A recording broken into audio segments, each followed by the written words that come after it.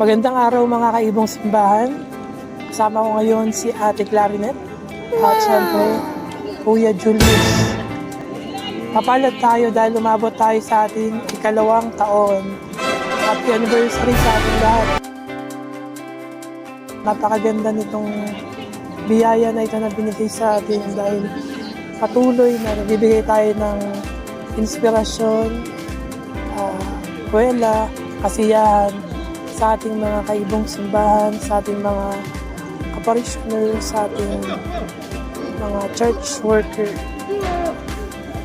Ayan, gusto lang namin mag-thank you sa inyong lahat sa suporta, sa pagmamahal, hindi lang sa amin, kundi sa ating mga kaparokya, sa mga bawat post na ginagawa namin, na hindi lang para sa amin, kundi para sa ating lahat.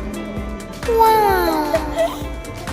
Ate Clarinet, ano yung pinakang tumatak sa'yo na meme na ginawa natin sa ibong simbahan? Meme siguro sa akin yung tungkol sa rewind. Mag-serve ka pang bata pa kasi walang rewind ang game.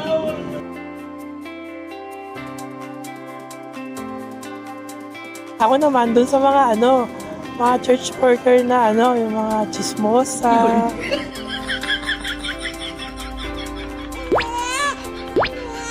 Diba?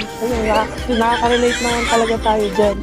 Meron talagang mga kasamahan tayo na masyadong makwento, na minsan nakakapagpatawa sa atin, minsan nakakainis sa atin.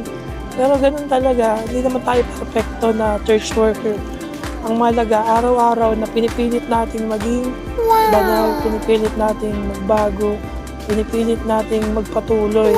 Kasi mas mahirap naman yun. Diba? Sabi nga, pag di ka nagsimba, pag hindi ka nagdasal, mas mahirap yun.